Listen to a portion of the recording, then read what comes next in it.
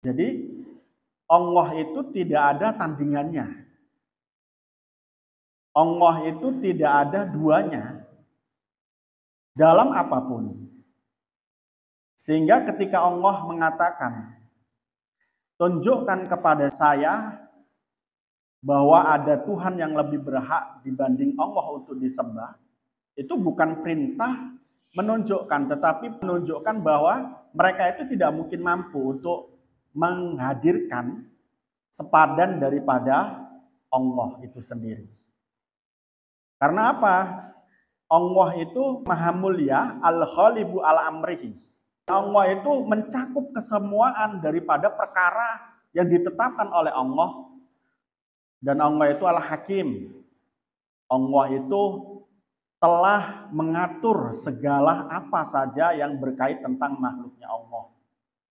Maka tidak ada sesuatu pun di antara makhluk-makhluk Allah tersebut tandingan daripada Allah itu sendiri. Jadi mengatakan perintah terhadap untuk menunjukkan sesuatu yang dapat dibandingkan dengan Allah itu bukan berarti perintah untuk mencarinya, tetapi itu adalah perintah untuk berpikir bahwa sesungguhnya tidak ada tandingan yang bisa menandingi Allah. Tidak ada. Tentang kekuatan Allah, tentang ciptaan Allah, tentang kekuasaannya Allah, tidak ada yang menandinginya. Tentang rahmatnya Allah, kasih sayangnya Allah, tidak ada yang menandinginya. Allah itu berbelas kasih kepada manusia, itu tidak pandang bulu. Dan keseluruhan daripada cinta kasihnya itu diberikan kepada manusia itu. Dan itu adalah Allah. Jadi tidak ada batasan. Ketika Allah mengasihi, itu tidak ada batasannya. Ketika Allah berkuasa, itu tidak ada batasannya. Ketika Allah memiliki sifat-sifat yang ada 20 atau bahkan Asmaul Husna, itu tidak ada batasannya. Ya. Maka tidak ada tandingan daripada yang bisa menandingi Allah. Mereka katakan bahwa berhala-berhala itu adalah Tuhan mereka. Coba tandingkan atau sepadankan dengan Allah. Bisa apa berhala-berhala itu? Sebagaimana di dalam ayat-ayat yang lain disebutkan bahwa mereka berhala-berhala itu tidak bisa memberi satu manfaat. Juga tidak bisa memberi satu madarat. Kamu meminta kepada berhala-berhala itu, namun berhala tersebut tidak akan memberikan sesuatu yang kamu minta. Kamu melukai atau bahkan memukul berhala-berhala itu. Berhala itu juga tidak akan pernah memberikan kamu bahaya. Ini berarti berhala tersebut tidak memiliki kekuasaan. Kalau dibandingkan dengan Allah, jauh. Jauh. Karena Allah bisa melakukan segalanya. Termasuk adalah memberikan kekuasaan kepada manusia untuk melakukan, mengucapkan, terus kemudian berpikir dan lain sebagainya. Itu adalah bagian daripada kekuasaan Allah yang diberikan kepada kita untuk melakukan, mengucapkan, dan selanjutnya. Jadi tidak ada tandingan yang bisa menandingi Allah. Nah, sementara pertanyaan semacam itu adalah pertanyaan yang membuat orang berpikir secara logik, secara rasional, sehat, bahwa tidak ada yang bisa menandingi Allah. Tapi kalau seandainya orang itu adalah orang yang bodoh, pasti akan dicari tuh. Beda dengan orang pintar. Orang pintar itu ketika ditanya semacam itu, dia tidak akan mungkin mencari. Karena apa? Dalam kenyataannya, dalam ilmunya dia tahu tidak ada yang menandingi Allah. Tapi bagi orang yang bodoh akan mencari itu. Mencari. Nah itu yang mungkin akan menjadi tersesat.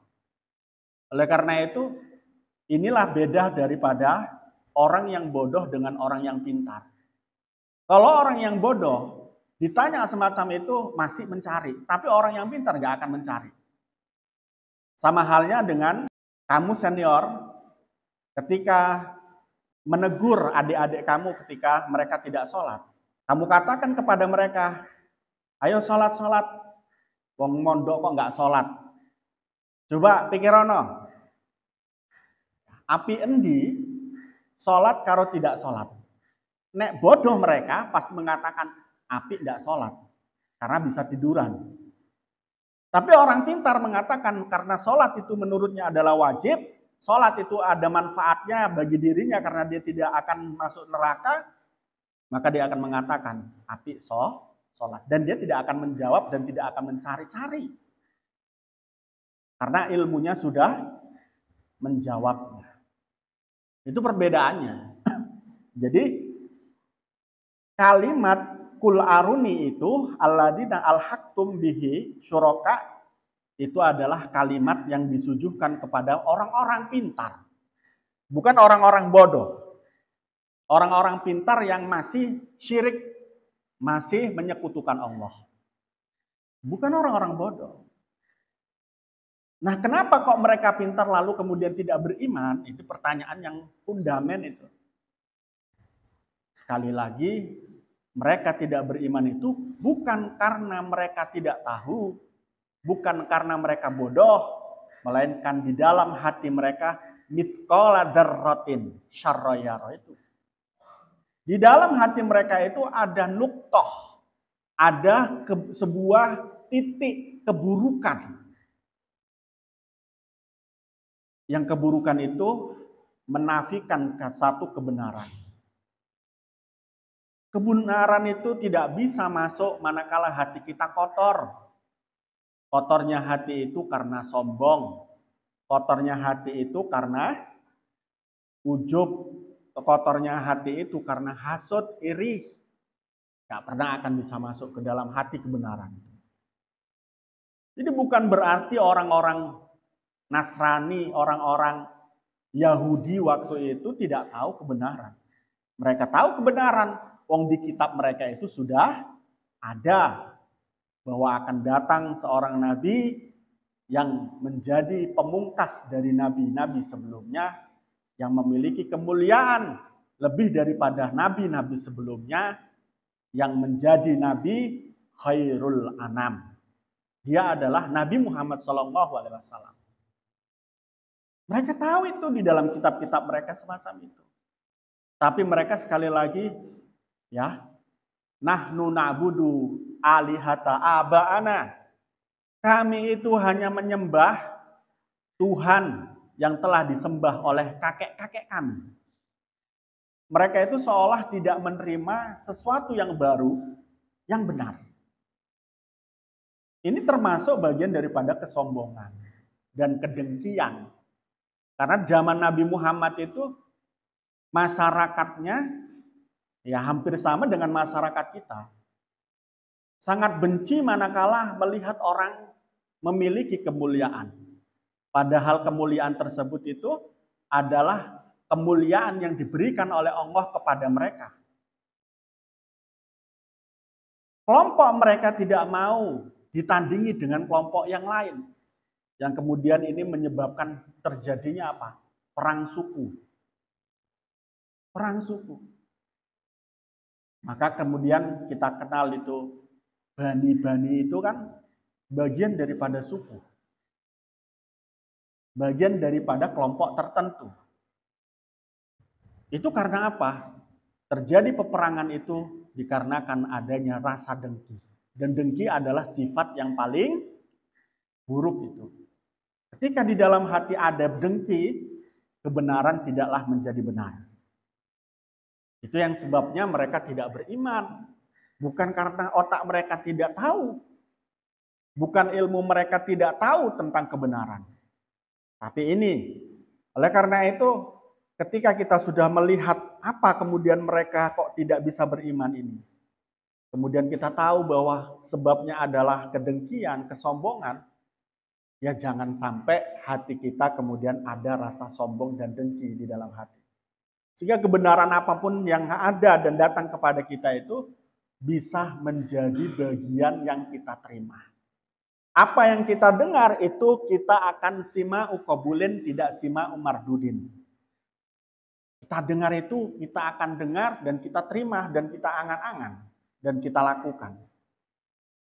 Tidak ditolak. Tidak ditolak dan diingkari. Jadi mengerikan kalau punya sifat-sifat yang buruk-buruk itu. Sifatul madmumah bahasa kita. Mudah-mudahan kita nggak punya sifat itu. Karena apa? Karena mengerikan sekali. Sehebat apapun orang, kalau memiliki sifat itu, kemungkinan besar meninggalnya dalam keadaan sul khotimah. Syekh Al-Barsesoh atau Bal'am bin Ba'uro itu contoh real seorang ulama yang sempat menjadi seorang wali dan memiliki beberapa karomah. Mati dalam keadaan sul khotimah.